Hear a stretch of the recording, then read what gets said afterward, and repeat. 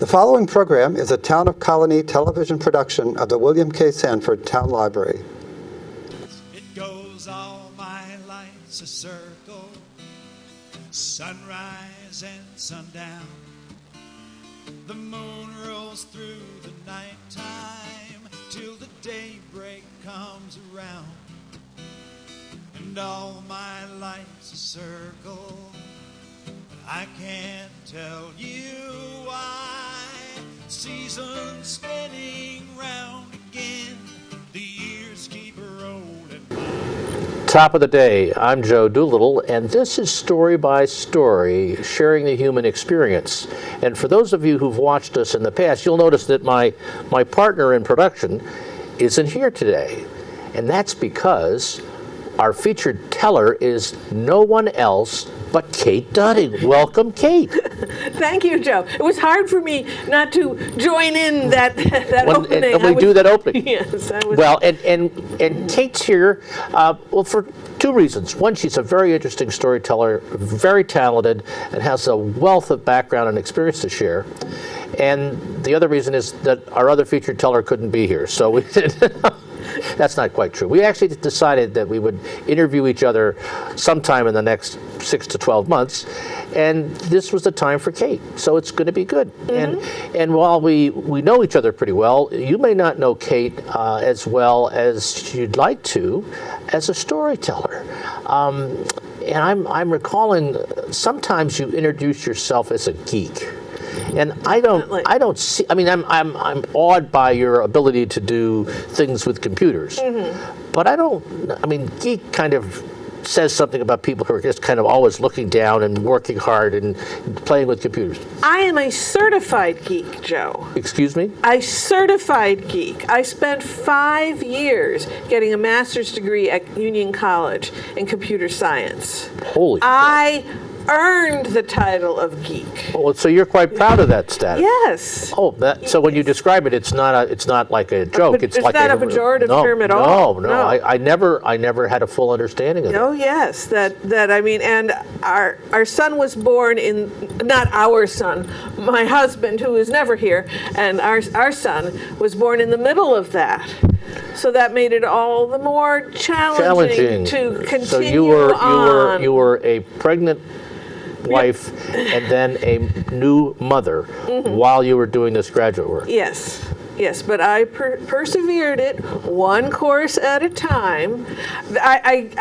My third trimester of being pregnant, I took off because I couldn't fit in those little student desks anymore. The previous course I had to sit in them backwards and then carefully slide all of us around.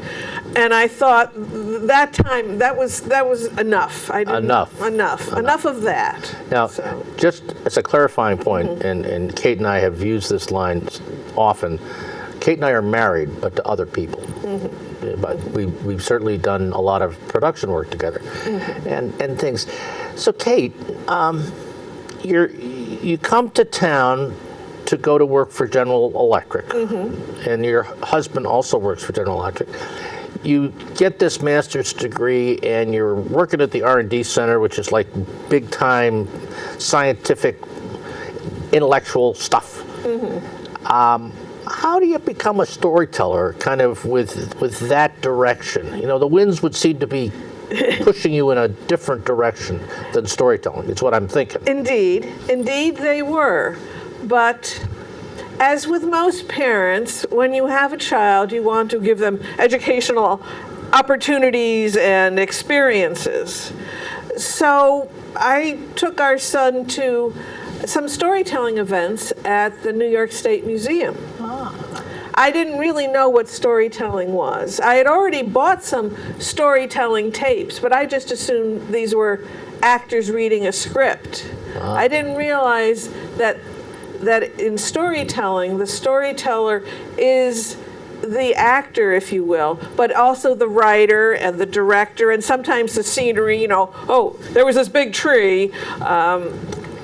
And it's a direct art form that I fell in love with, that in the theater, which I love, and I have a season subscription to both Capitol Rep and Proctor's Broadway series, but in the theater, everyone on stage is pretending to be somebody else. And the audience is sort of pretending they're not there.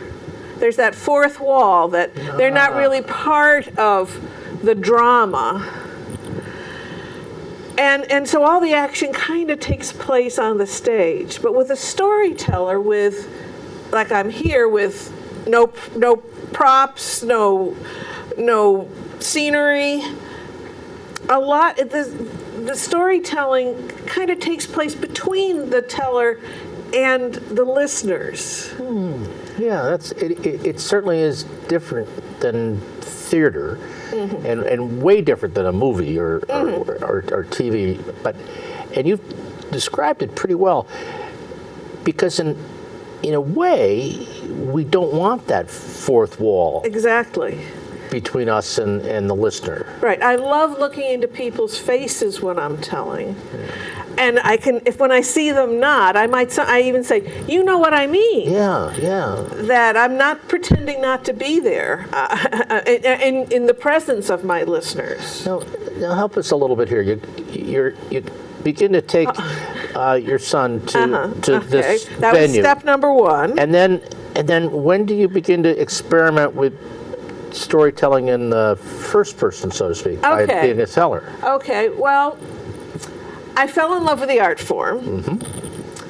And when you're around kids, there are opportunities where if you don't give them something to do, they will find something to do on their own. Yes. I think of it as harnessing their energy. Right. And so there were several occasions that I had several children whose energy I needed to harness. So I repeated a story I had recently heard at one of these storytelling events. And that worked out really well. We all had fun.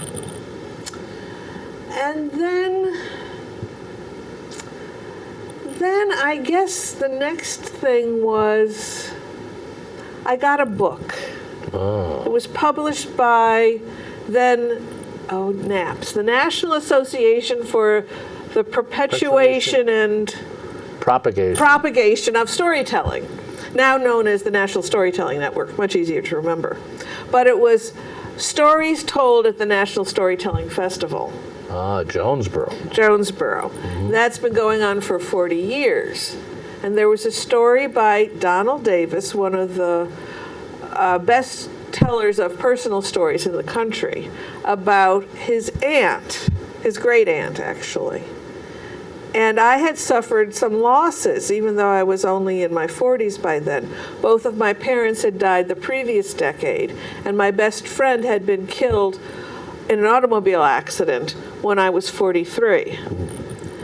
So I was missing them, and when I read that story that Donald Davis had written about his great aunt, I thought, I could write stories about my loved ones who aren't here anymore as a way of still connecting with them, as a way of remembering them, and with my parents as a way to have my son know them, because he was born after my father died, and he was only 2 when my mother died. So he really has no personal memories of either of my parents. So the stories become really archive for him, living archive, if you will. And during my friend's memorial service, that was the first time I knew I had to speak. She was my best friend, and dang it, I wanted to proclaim that she was my best friend. So I wrote this speech out. I double typed it.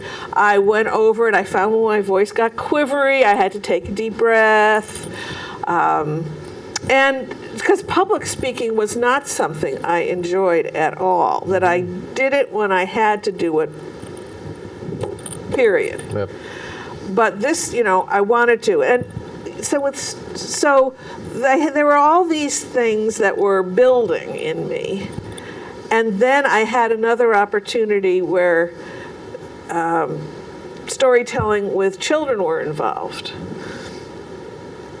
My son went to an overnight at Camp Chinjacook with his 4th grade class.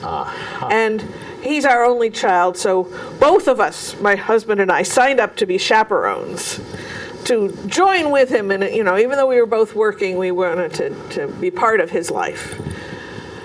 So I was assigned to one of the girls' cabins.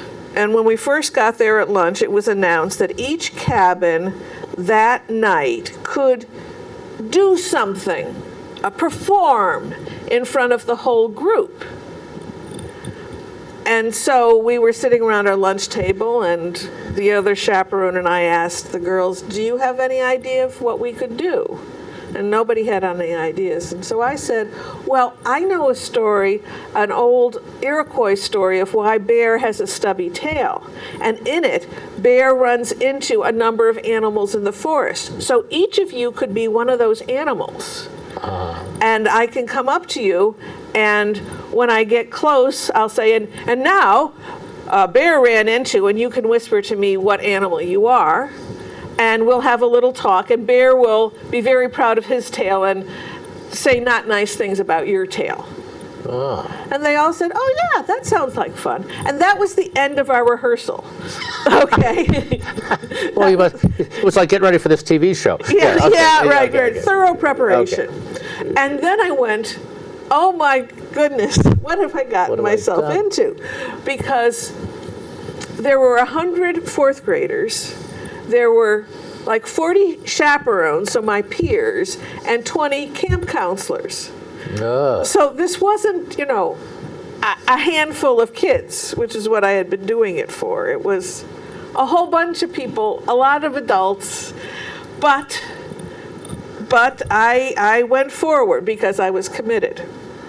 And it worked wonderfully. I started out exactly mimicking the teller, which is not generally recommended. And this is not a story, most Iroquois stories are not told during the growing period, so I'll just start it out in their tradition. Long, long ago, when animals could still speak, and I did that, and I paused, and in this big room with, 160 people, there was silence. It was magical. And I didn't take it as I was magical, but that the story was magical, that the experience was magical. And it worked. One girl kind of froze up, so then I asked her questions she could just answer in yes or no. And afterwards, people said, "Oh, that was wonderful. How did you do that? How long did you rehearse and all that?" And I said, "Well, we just kind of did it. We did it over lunch." Yeah, kind of. Yeah, literally. And that night in my bunk bed, I got the shakes. It was after the adrenaline had worn off, and I went, I have got to pursue this. I have no idea what Certified Geek me is going to do with this, but I know for sure that if I don't do this, I will regret it the rest of my life. So after you recovered, you had this epiphany. Yes. See, it's getting to be quite a story. Yes. Badoomph. And then I asked Lois Hodges, whom I knew as a recorder player, but I also knew she was a librarian, a children's librarian at Schenectady, the main branch of Schenectady Public Library. I knew she was a storyteller. I said, well, I'd like to learn more. And she said, oh, you just missed Janine Laverty's fall workshop. But she gives one in the spring at the Schenectady Public Library, at the Saratoga Public Library. So you should sign up for that. And I did. And then I took many weekend workshops with Janine and started going to storytelling conferences. Well, there you go. And I am a certified geek, but storytelling is my vocation. Well, it certainly is, and that's quite a really good story, and I don't think I've ever quite heard the whole layout before. So thank you for that. So this is kind of an archive in itself for our Story Circle archives. And are you ready to tell us a story? Yes, I would be happy to. Because if you're not ready, we could do something else. But you're ready. No, what? She's always ready. So this actually is one of my earliest stories. I think I created it even before I took the class with Janine. That it was inspired by Donald Davis's story, The Crack of Dawn, Listening for the Crack of Dawn. I love saying my mother's name out loud. Lucille Ellen Elliot Ike. She called me her favorite daughter. Then again, I was her only daughter. But I'll return the compliment. She was my favorite mother. She died a long time ago, in 1987. Several years after that, I realized suddenly that when I was remembering what she looked like, it was actually different photographs that I was remembering. It seemed as if I couldn't remember what she had looked like through my own eyes. And she was traveling even farther away from me than she had, and I didn't think that could have been possible. So I was really upset. But then I remembered her hands, and there are no photographs of them. Her hands were thin. There wasn't much meat on the bones. You could in fact see the bones and veins through the backs of the skin of her hands. Her fingers were long and long and slender. She would file her fingernails into graceful ovals, just extending, maybe a quarter of an inch beyond her fingertips. She occasionally wore nail polish, but she always wore her platinum wedding band. And as long as she wasn't doing anything messy, she wore the matching engagement ring, which had a round, brilliant cut diamond. The more I thought about her hands, the more I remembered. I remember her hands when she was playing the piano, either by herself or when we were playing duets.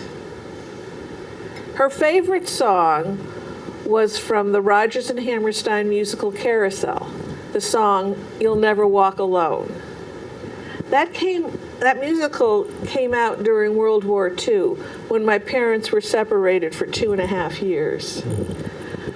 And I think that song was special to her. It helped her get through the times my father was away in the U.S. Army. He was in the fighting for just 9 months. But even one day is a long time for a loved one to be in fighting. I remember the first time we got a piano book that had that song in it. It was a children's book because my brother and I were taking piano lessons. She bought it for us. She sat down and played it because it was her favorite song. But then she said, "That's not right. The arrangement shouldn't be chords in the left hand. That makes it sound like a hymn. It should be flowing." And then she did something that I will never forget, because I was strictly forbidden to do what she did. She wrote in that book. Oh. And she didn't just use a pencil, no. She used one of those new Bic ballpoint pens. This was circa late 1950s. And she changed those chords. She spread them out so that they were proper musical notation, so she could play it. And she was very satisfied with what she had done. Several years later, my father bought her the Rodgers and Hammerstein songbook. And of course, the first song she played from that was "You'll Never Walk Alone." She approved of that arrangement.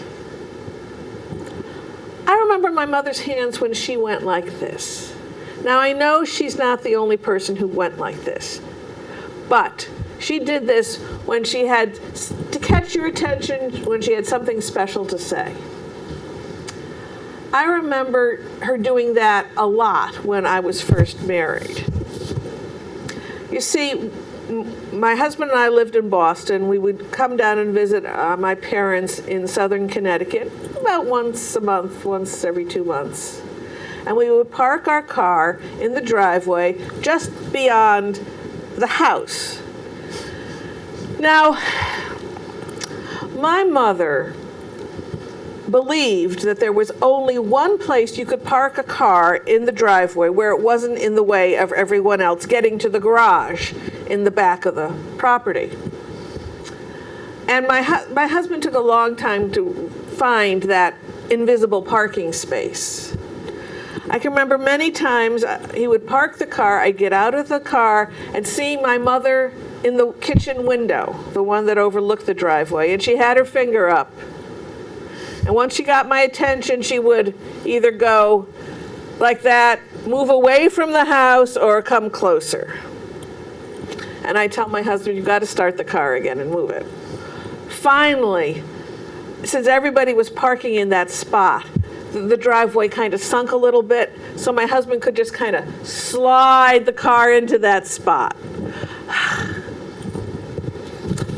Now, when we were leaving, I would look to wave one last time as I was getting in the car, and she would have her finger up, and she would hustle out and tuck $2 in my pocket and say, I'd like you to call me when you get back so that I know you got back safely.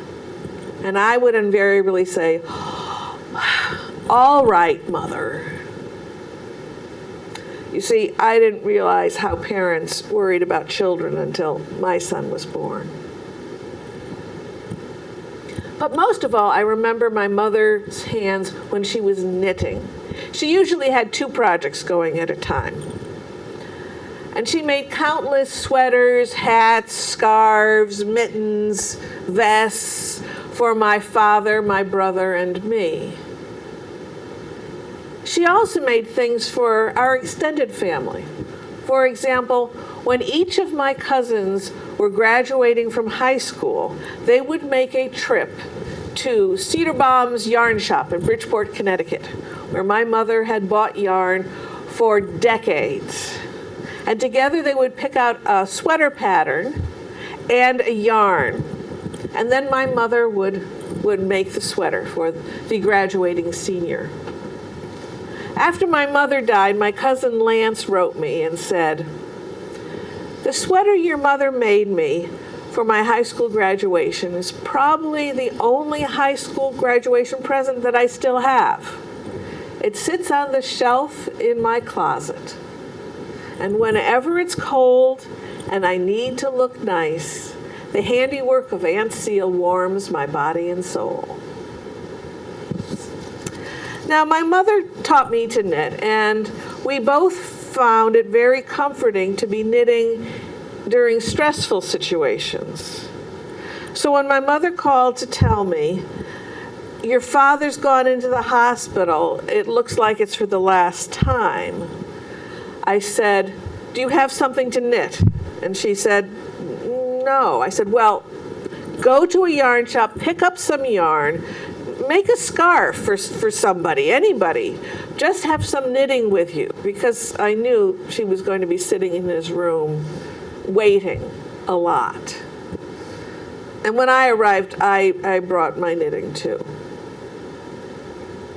After my father died, my mother kept on knitting until she herself went into the hospital for an 8-hour cancer operation. When she came out of the operation and was in intensive care and I could see her, she wanted to tell me something. She was very agitated, but she couldn't speak because the breathing tube was still in her. But they had given her a pad and a pencil to write with. Unfortunately, she didn't have her reading glasses, so she wrote me a note that she couldn't read as she was writing it, and therefore it wasn't very clear, and I could only recognize 3 words: died, father, and sweater. I didn't know what to do with the last 2 words, but for the first one I said, no, Mom, you didn't die. The doctors think they got it all, and you'll be feeling much better in a few days. But father and sweater, I just ignored them. Several days later, the breathing tube was out, and we were chatting. And so I asked her, do you remember a couple of days ago you wrote me a note, you wanted to tell me something, but the only words I could recognize were died, father, and sweater. Do you remember what that was about? She said, oh yes. When I was being operated on, I had a dream that your father was waiting for me at the other side of a river, And I thought, oh, classical Greek kind of dream. Wonderful. But then she said, but he was wearing a sweater that I hadn't made, and I wanted to know who had made him that sweater. Now, we're still in intensive care, okay? And she's hooked up to who knows what flowing into her body. So I wasn't sure what the drugs might be doing to her mind. So I said as kindly as I could, you do remember that when Father died, he wasn't able to take any of your sweaters with him? Of course I know that. It was just a dream.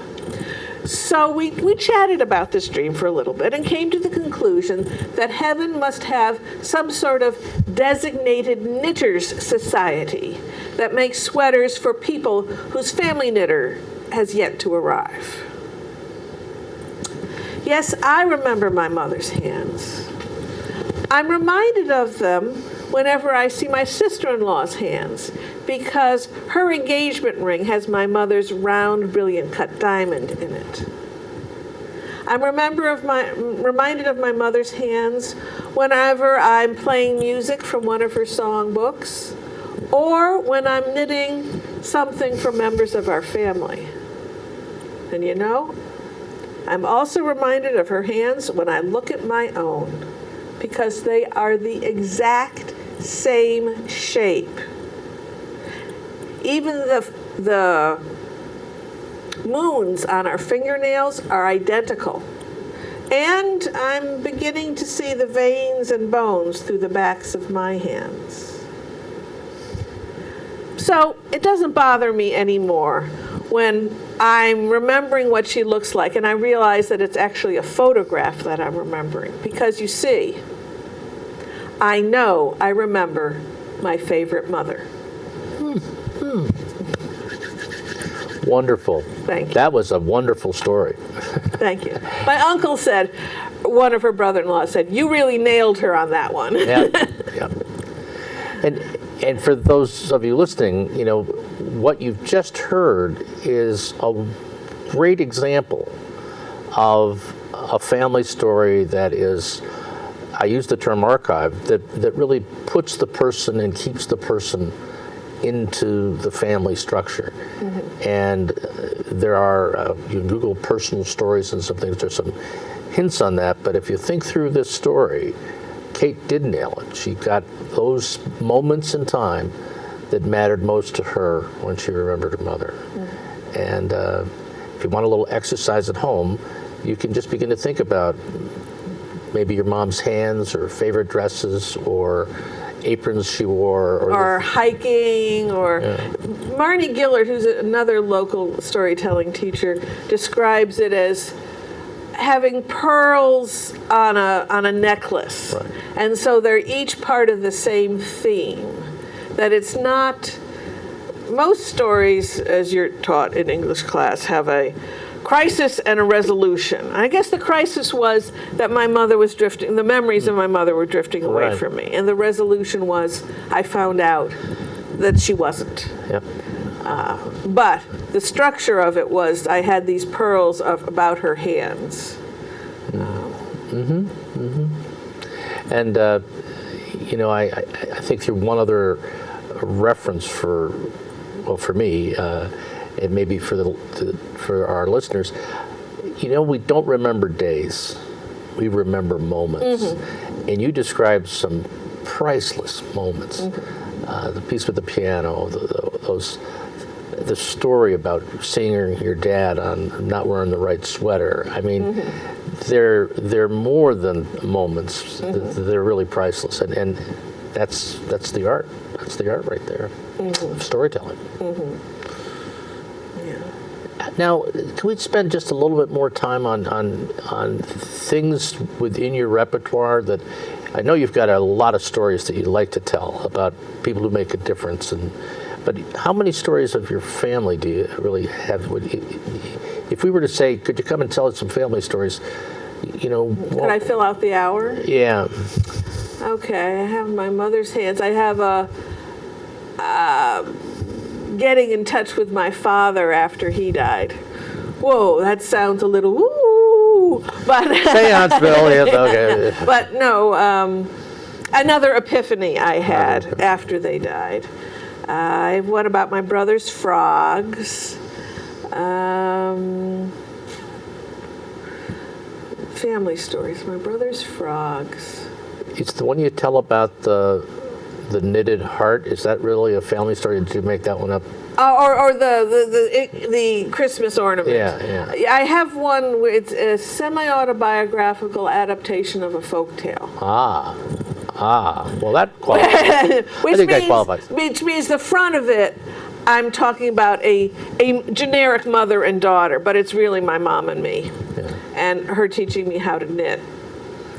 And then I flip into the tailor story, except instead of a coat being cut down, it's a sweater being cut down as the yarn gets worn. The sweater that she made, the last made me, is what I'm referring to, and it still exists. It hasn't worn out.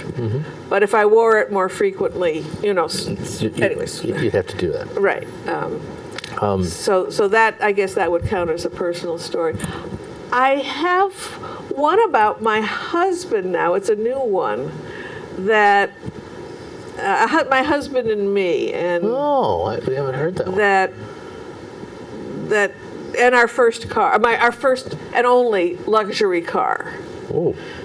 An Olds Delta 88 before they were downsized. Ooh. Oh, it was big. The ride was silent. You could get up to 70 on a country road and not even notice it. Did not stop on a dime, and that was part of the issue. Anyways, I finally found a way to tell that story, so I wasn't just complaining about my husband. I didn't think that was a good purpose to tell a story, but I found something happened to me that was similar, and I used that as the bookends too. That sometimes we all get in foolish situations, and well, maybe you do. You know what happened this week? My husband lost an envelope he was going to mail, and he finally found it. It had slid across the passenger seat and down.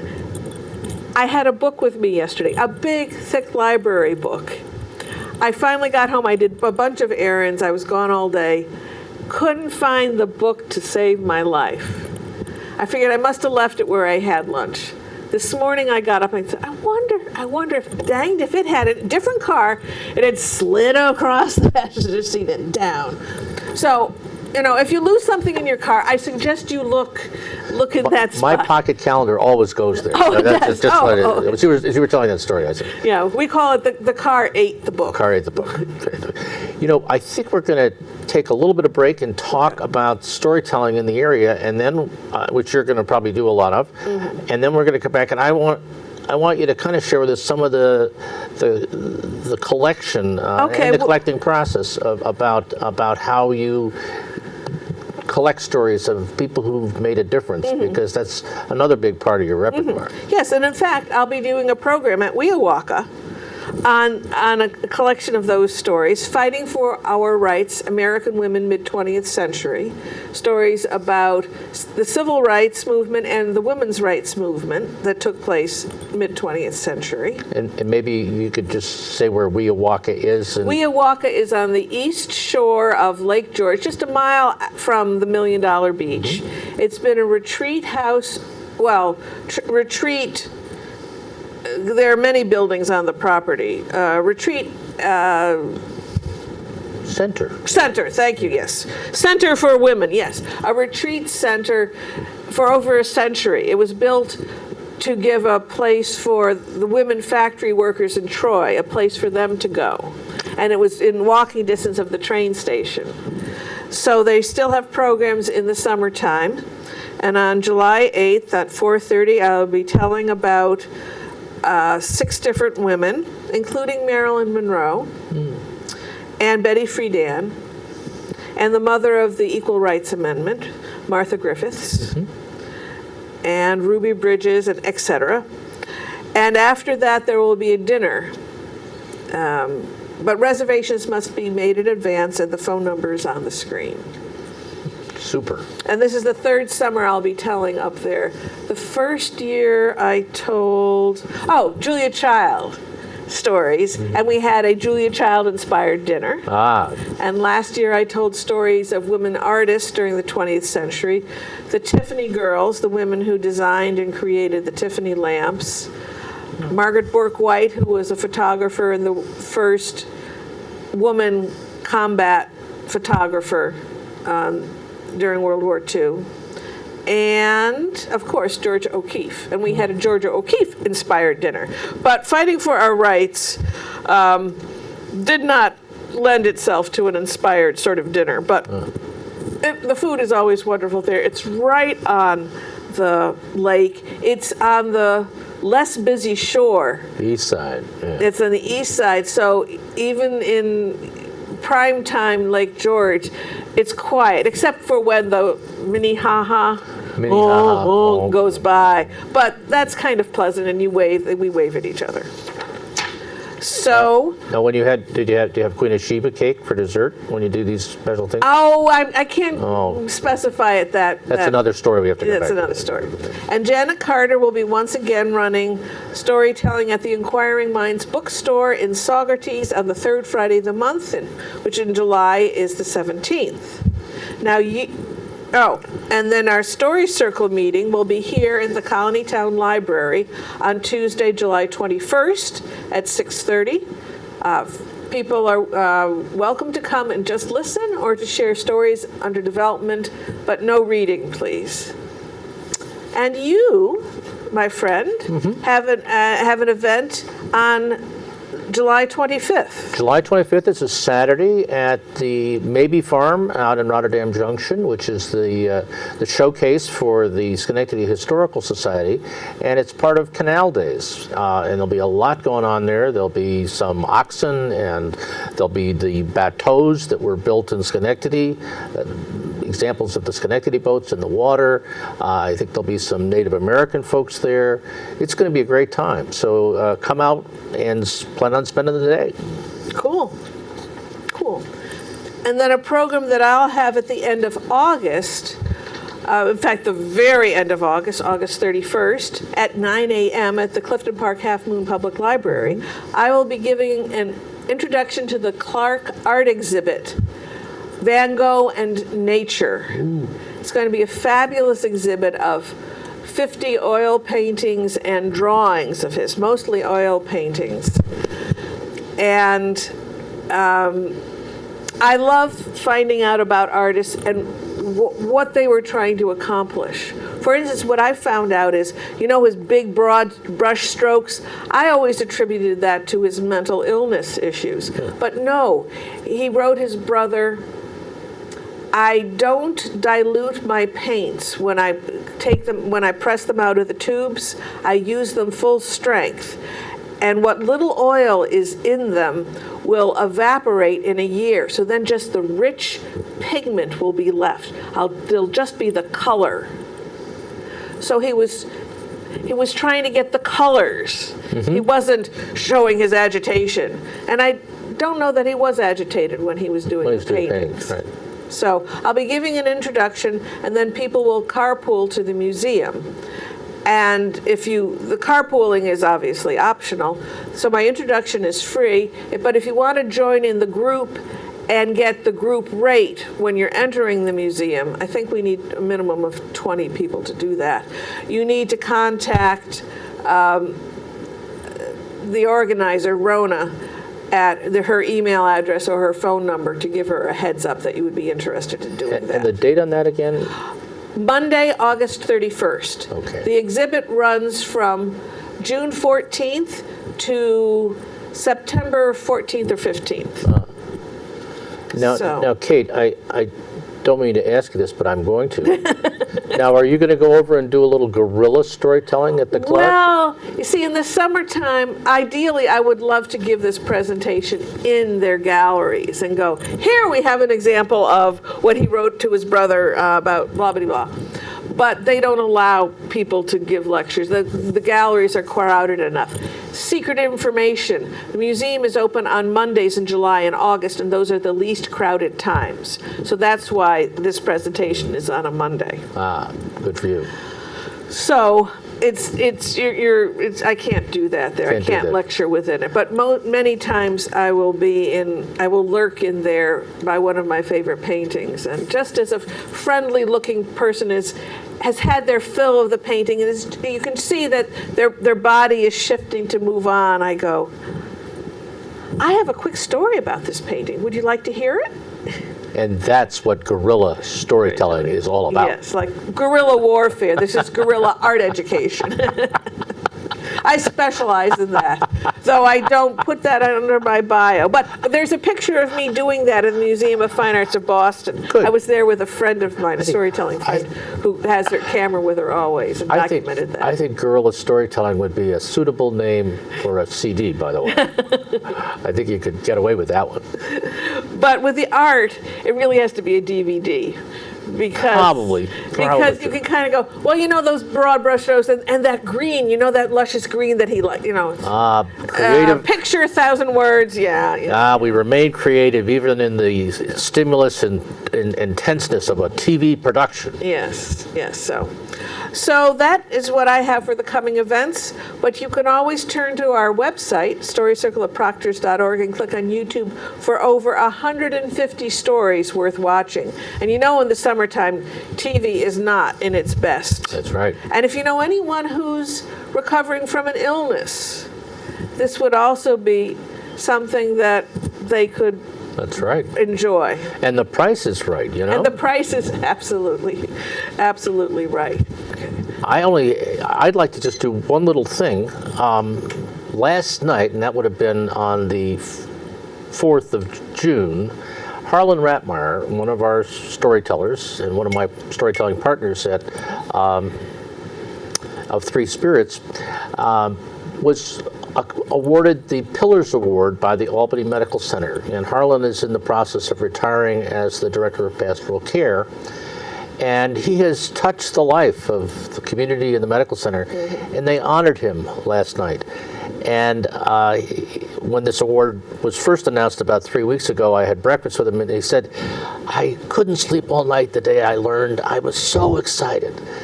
And his brief remarks were touched by the story that actually helped him become the chaplain of a time where he was chaplaining one of our members of First Reformed Church, named Jossie, and the interview team remembered her. And as he said, the interview was over, and they asked him some more questions by a bit of procedure, but he knew that he was going to be offered the job. And the rest has been history over there. So it was just a great moment for storytelling.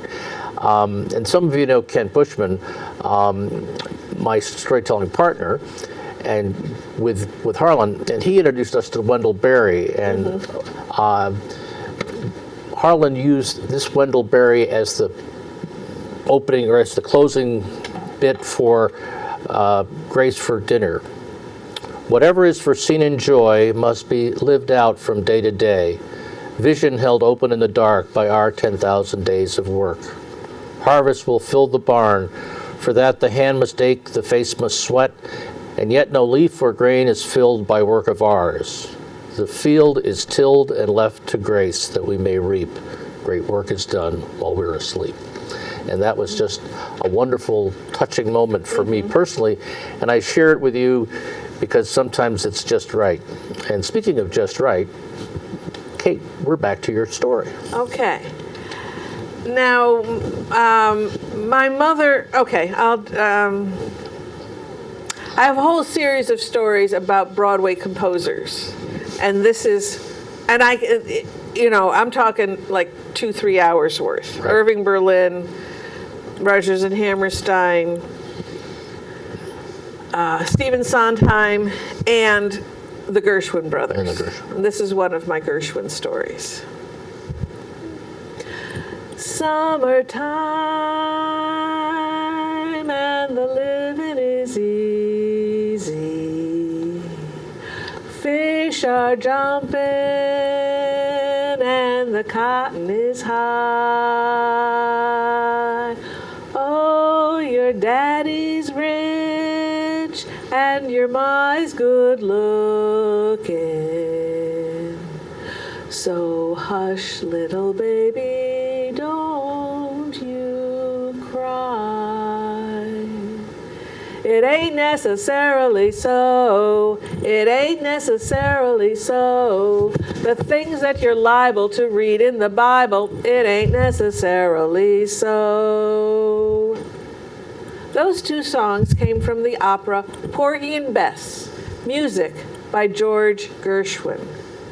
My mother adored Gershwin music, so I grew up listening to it and learning to love it myself. Now, I found out that the opera Porgy and Bess never would have happened without Phenamint, the delicious chewing gum laxative. Now, this is not going to be a story about George Gershwin's digestive issues. It's a story about a man with goals. George Gershwin set himself his first goal when he was only 15 years old. He told his older brother, Ira, "Ira, I want to write songs." "That's great, George. And so I've quit high school." "You've quit high school? Does Mama know?" "Does Mama know what?" "Oh, hi, Mama. I've quit high school and I've gotten a job." "Who would hire a 15-year-old accountant?" "Mama, you're the only one who wants me to be an accountant. I want to write songs." "All right. Who would hire a 15-year-old to write songs?" "Well, nobody, Mama. But I do have a job at a music publisher's house. I'll be playing the piano, demonstrating songs to vaudeville stars as they come into New York City." Well, how much are you going to get paid to do that?" $10 a week, Mama."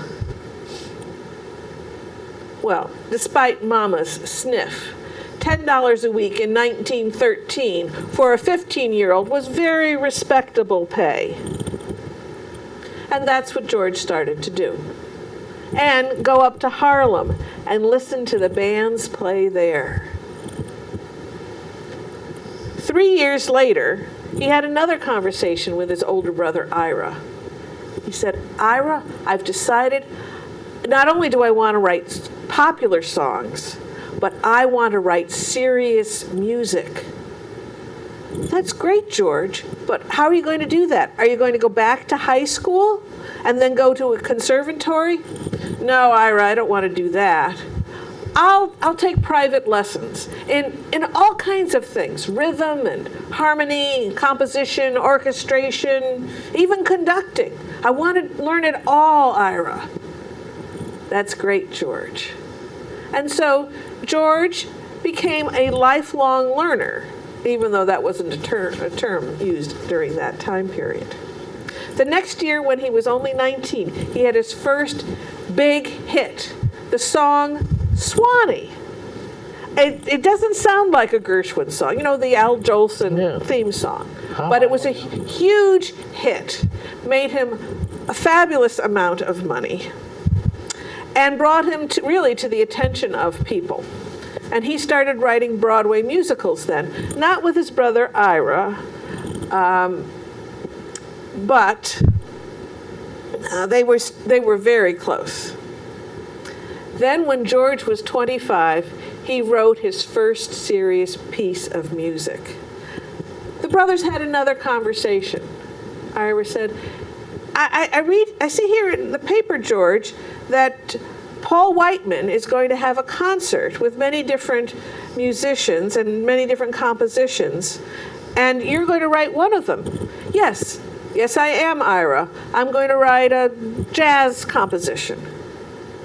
What do you mean you're going to write it? You haven't written it yet?" "No, Ira, I haven't." "But George, it says here in the paper that the concert's in 6 weeks." "What? Paul Whiteman didn't tell me that." So George started furiously working on this new composition. A couple of weeks later, Ira sat in while George was playing some of it, and he said, "What are you going to call this, George?" George said, "I'm thinking American Rhapsody or American Fantasy." Well, you know, George, I just went to an art exhibit by the artist Whistler, and he names his compositions, you know, his paintings, with a combination of a musical term and colors. Can you give me an example, Ira? Well, sure. You know that painting, Whistler's Mother? Well, its actual name is Arrangement in Gray and White. And he also had a painting called Nocturne in Blue and Silver and Symphony in White. Oh, that's very interesting, Ira. George, you know, you could call this piece Rhapsody in Blue. I like it, Ira. I'll use it. Well, it was the hit of this concert. It was a huge concert. It lasted over 3 hours. And people had been starting to drift away into the lobby when George started playing Rhapsody in George and Paul Whiteman's orchestra started playing Rhapsody in Blue, and the music drew the people in from the lobby. Afterwards, George said, "I think I have demonstrated that jazz is more than just dance music. True music must reflect the thoughts and inspirations of the people and time. My people are Americans. My time is now." So after Rhapsody in Blue, George continued taking lessons. He continued writing serious music. He wrote 6 more serious compositions, including American in Paris. And he and Ira started writing musicals together, 2 to 3 a year. Ooh. Yes, quite a regimen they were doing. And then George was 34, and he set himself another goal: to write an opera. He had seen a play called Porgy and loved it, and had contacted the author, Du Bois Hayward, and said, "I'd like to make this into an opera." And Du Bois said, "That would be wonderful." But George had a problem. By this time, he had quite a lavish lifestyle. He had a 14-room duplex on East 72nd Street. And he was living off the income he made from the 2 to 3 musicals he was writing a year.